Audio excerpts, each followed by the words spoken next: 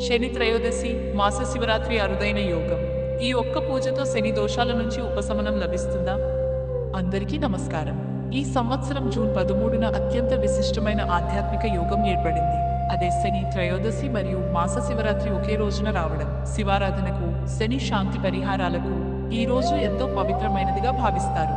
ముఖ్యంగా శని ప్రభావాల వల్ల ఇబ్బందులు ఎదుర్కొంటున్న వారు ఈ రోజున భక్తి శ్రద్ధలతో పూజలు చేస్తే శుభ ఫలితాలు కలుగుతాయని ఆధ్యాత్మికవేత్తలు చెబుతున్నారు. శని త్రయోదశి ప్రత్యేకత ఏమిటి? జ్యోతిష్య శాస్త్రం ప్రకారం శని గ్రహం కర్మఫలదాతగా పరిగణించబడుతుంది. ఏలినాటి శని, అర్ధాష్టమ శని లేదా ఇతర శని ప్రభావాల కారణంగా కొందరు ఆర్థిక ఇబ్బందులు, ఉద్యోగ సమస్యలు, మానసిక ఆందోళనలు, ఆరోగ్య సమస్యలను ఎదుర్కొంటారని నమ్మకం. అలాంటి సమయంలో శని త్రయోదశి రోజున శివుడిని, శని భగవానుడిని ఆరాధించడం ద్వారా మానసిక ధైర్యం, సానుకూలత పెరుగుతుందని విశ్వసిస్తారు. అధిక మాసంలో 33 సంఖ్య ప్రాముఖ్యత. వేద సంప్రదాయం ప్రకారం 12 మంది ఆదిత్యులు, 11 మంది రుద్రులు, 8 మంది వసువులు, 2 మంది అశ్విని దేవతలు కలిపి మొత్తం 33 దేవతా శక్తులుగా పేర్కొనబడ్డారు. అందువల్ల అధిక మాసంలో 33 సంఖ్యతో చేసే పూజలు, దానాలు ప్రత్యేకమైనవిగా భావిస్తారు. 33 మారేడు దళాలతో శివార్చన. మారేడు దళాలు శివుడికి అత్యంత ప్రీతికరమైనవిగా చెప్పబడతాయి. ఈ శని త్రయోదశి రోజున 33 మారేడు దళాలను సమర్పిస్తూ ఓం నమః శివాయ మంత్రాన్ని జపిస్తే శివానుగ్రహం లభిస్తుందని భక్తులు విశ్వసిస్తారు. ఈ పూజ వల్ల మనశ్శాంతి, కుటుంబ సౌఖ్యం, ఆధ్యాత్మిక శక్తి పెరుగుతాయని చెబుతారు. నక్తవ్రతం వల్ల కలిగే ఫలితాలు. ఈ రోజున నక్తవ్రతం ఆచరించడం కూడా శుభప్రదంగా భావించబడుతుంది. పగటి పూట ఉపవాసం ఉండి సాయంత్రం ప్రదోష కాలంలో శివారాధన పూర్తి చేసిన తరువాత మాత్రమే భోజనం చేయడం నక్తవ్రతం. ఈ విధంగా ఉపవాసం, ప్రార్థన చేయడం ద్వారా భక్తిభావం పెరిగి మనసుకు ప్రశాంతత లభిస్తుందని నమ్మకం. మౌన వ్రతం ప్రాముఖ్యత.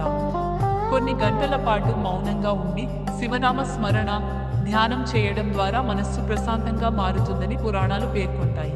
అనవసర మాటలు తగ్గించి దైవ చింతనలో గడపడం ఆధ్యాత్మిక సాధనలో భాగంగా భావిస్తారు. ఈ దానాలు చేస్తే శుభం. శని త్రయోదశి రోజున దానం చేయడం కూడా విశేష పుణ్యప్రదంగా చెప్పబడింది.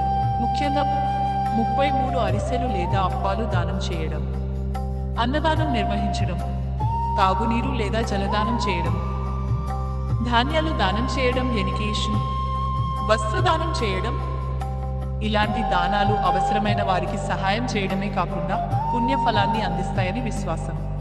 శని శాంతి కోసం ప్రత్యేక అభిషేకం. శని ప్రభావాల నుంచి ఉపశమనం కోరుకునేవారు శని ఆలయంలో లేదా నవగ్రహాల ఆలయంలో అభిషేకం చేయించుకోవచ్చు. అలాగే శివలింగానికి నల్ల నువ్వులు కలిపిన నీటితో లేదా పాలతో అభిషేకం చేయడం కూడా శుభప్రదంగా భావిస్తారు. ప్రదోష కాలంలో శివారాధన. ప్రదోషకాలం శివారాధనకు అత్యంత పవిత్రమైన సమయంగా భావించబడుతుంది.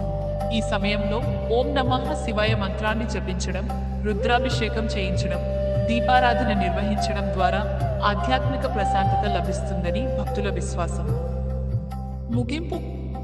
శని త్రయోదశి మరియు మాస శివరాత్రి కలిసి వచ్చే ఈ పవిత్ర సందర్భం భక్తులకు ఎంతో విశిష్టమైనదిగా భావించబడుతోంది. ఈ రోజున శివారాధన, ఉపవాసం, మంత్రజపం, దానం వంటి ఆచారాలను భక్తి శ్రద్ధలతో పాటించడం ద్వారా మానసిక ప్రశాంతత, ఆధ్యాత్మిక సంతృప్తి, సానుకూల ఆలోచనలు పెంపొందుతాయని విశ్వసిస్తారు. భక్తి, విశ్వాసం, నియమనిష్టలతో చేసే పూజలే నిజమైన ఆధ్యాత్మిక ఫలితాలను అందిస్తాయని గుర్తుంచుకోవాలి. గమనిక. ఈ సమాచారం మత విశ్వాసాలు, పురాణాలు, జ్యోతిష్య సంప్రదాయాల ఆధారంగా అందించబడింది. దీని శాస్త్రీయంగా నిర్ధారితమైన సమాచారంగా భావించకండి. వ్యక్తిగత నిర్ణయ కోసం సంబంధిత నిపుణులను సంప్రదించడం మంచిది. మరిన్ని ఆధ్యాత్మిక విషయాల కోసం మన ఛానల్ని లైక్ చేసి సబ్స్క్రైబ్ చేసుకోండి.